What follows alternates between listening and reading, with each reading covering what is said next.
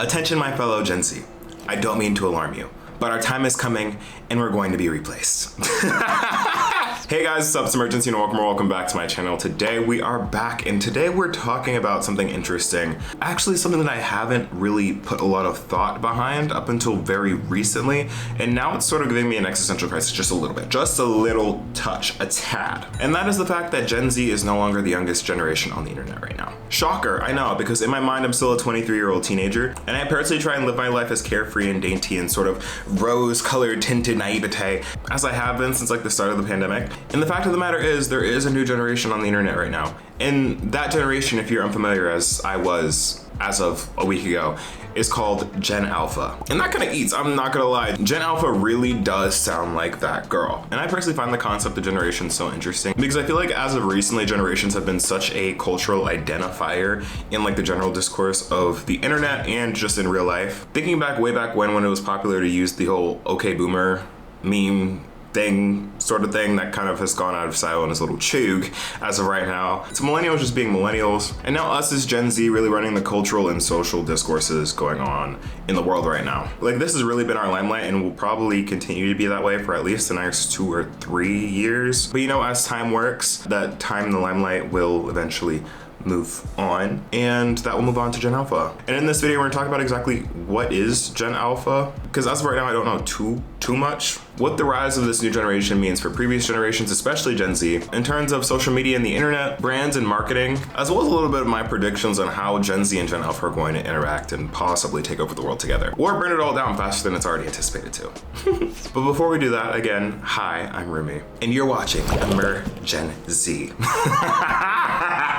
Oh, it's been so long since I've said that. This is a series that I have on this channel where we talk about all things Gen Z, pop culture, and everything in the Gen Z zeitgeist. So if this sort of stuff sounds interesting to you, you can click that subscribe button so that you don't miss any uploads that I have on this channel. I also post about general pop culture commentary, TV show reviews, although I am on a little hiatus for that right now in support of the writers and SAG strikes going on, and sporadic tier lists and fashion videos as they come and go. Also, while you're at it, leave a like on this video because it helps out tremendously with the YouTube algorithm, and you can follow me on my socials here at Imurgency, where you can see me being a little bit of an it boy. I feel like I'm in my it boy era on social media, and that is honestly not up for debate. If you don't agree, you can go onto my social medias, follow first, and tell me otherwise. Or you can just follow me otherwise and come along for the ride, because I promise you it's a good time. That's Imurgency on Instagram, TikTok, and Twitter. But let's actually get into this, shall we? So before we dig into what exactly Gen Alpha is and represents, let's take a minute to talk about Gen Z real quick. I feel like as of right now, Gen Z is the moment and is currently actively making its impact. Our generation spans from around people that are around 25 to 26 years old. Ooh, damn. The oldest Gen Z is 28, which is crazy to me. That's wild. Oh, I didn't like that. That gave me a little bit of a crisis. I do not like that this generation is almost pushing 30. Uncute. We have a range from around 28 to 14 years old is like Gen Z right now. And Gen Z honestly has been the king, queen, royalty of content and just entertainment on social media for the past arguably 3 to 4 years. Actually longer than that. I think I remember watching like a Tana Mojo video in like 2016. And she's definitely Gen Z from what I can remember. But actually, I don't know if that was necessarily prime time, because at that same time, Lily Singh and, you know, that era of YouTubers was definitely dominating the platform online for like the creator space. So honestly, I can't say like that was prime, but I feel like definitely now for like the past 3, 4, 5 years, Gen Z has taken a full market share. Come on, adult word. Ooh, of the social media and cultural landscape. And the rest of the world has really taken notice of that. Brands and companies specifically want to know and advertise to us. Like, we are a lot of their main target segments, which is why we see so many ads, commercials, and collabs between Gen Z creators, Gen Z celebrities, and these different brands, as well as different commercials and stuff being sort of geared towards Gen Z, even though I have a whole video talking about how nothing is really written very well for Gen Z or marketed towards Gen Z. As of right now, things are getting slightly better, but you know, they're trying. Certainly heavy on the try. Same thing for shows and movies, trying to tell Gen Z stories and trying to entertain us as a generation, because we are currently the target market. Restaurants, businesses, travel agencies all try to market towards Gen Z more so now by trying to sell experiences and individualized, personalized convenience on a lot of things, because those are things that Gen Z really prioritizes. We've clearly seen throughout the past 3 to 4 years how the work space has changed, partially due to the pandemic, but also because of Gen Z entering the workforce en masse, with work culture being a lot more lax and focused on the employee. Of course, this isn't a universal thing and there's a lot of work still to be done, but compared to prior generations, things are leaning more towards things that Gen Z likes and will tolerate. Like, not to toot our own horn, because I can already feel the comments being like, y'all weren't the first ones to start this, we had this back in oh, I don't like that accent. I'm sorry. I am sorry to millennials, boomers, Gen Xers, whatever. I promise you this isn't a war, and I don't think you all sound like that. Actually, I don't think any of you sound like that. I just be trying shit sometimes, I'm sorry. I love you all dearly, I promise. But Gen Z really is that girl. We're changing the workplace, the culture, socially, politically, technologically, which makes it very interesting because it feels like all of this is so new, and we just got to this point to where it kind of sounds wild that there's a brand new generation that is literally on the internet to this day. And like I've been mentioning, this generation is Gen Alpha. And what exactly is Gen Alpha? Let's do a little research together, shall we? So apparently Gen Alpha includes those born from 2010 onwards and who have grown up in a fully digital world, which means that the oldest Gen Alpha right now would be 13 years old, which means that they're definitely on the internet. So if there's any Gen Alphas out there watching, how you doing, Stinka? Members of Gen Alpha rely on technology to help them discover the world. I mean, real, me too. As a result, they are not dependent on physical contact with their peers like previous generations. This is pretty interesting because I feel like there are like going to be two different sets, two different experiences of like Gen Alphas. Like the Gen Alphas that were born from like 2010 to 2020 are gonna have a completely different experience and outlook on life than the Gen Alpha babies that are born from like 2020 onwards, just because of the pandemic and how that changed everything. Like the pandemic babies are different. They're real different. Wait a second, Blue Ivy!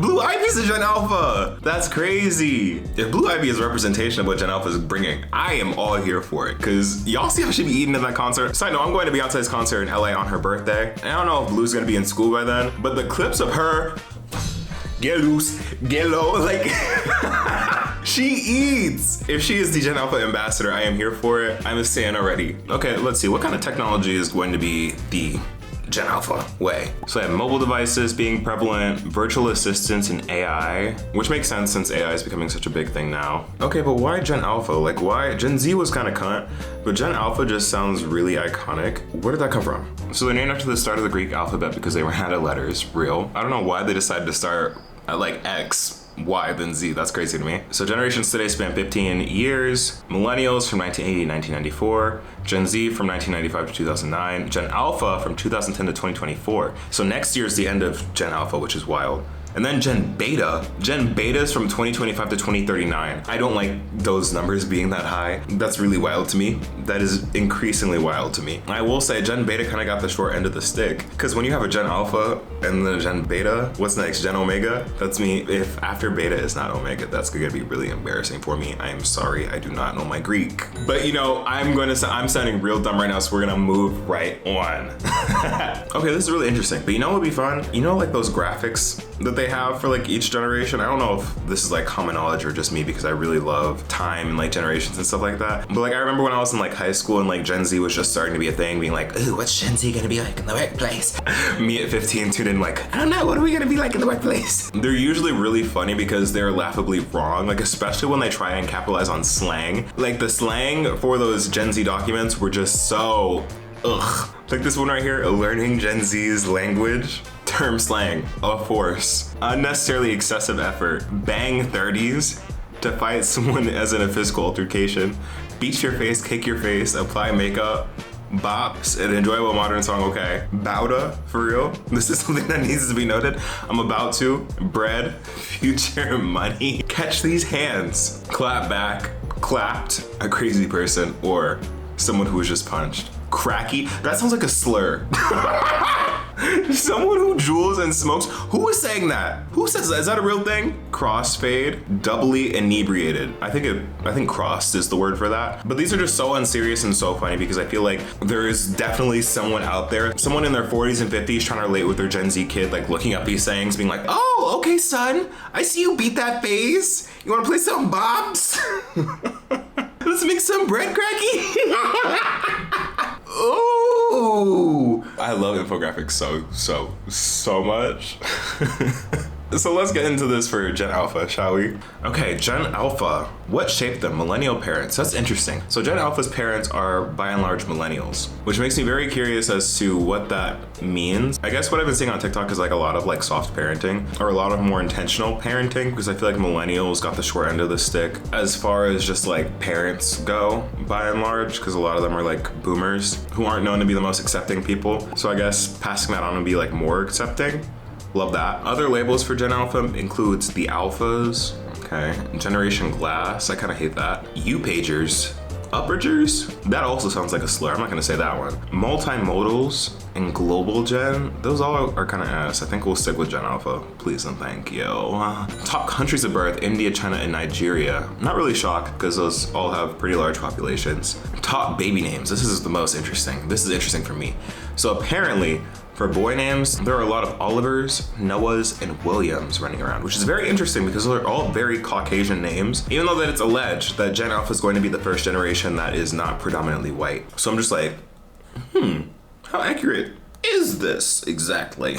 And as for girl names, Charlotte, Amelia, and Olivia. So Oliver and Olivia, interesting, very interesting. If you're Gen Alpha and watching, are you any of these names? And if you are, say so in the comments below. Characteristics, they're global, they're digital, they're social, they're mobile, they're visual.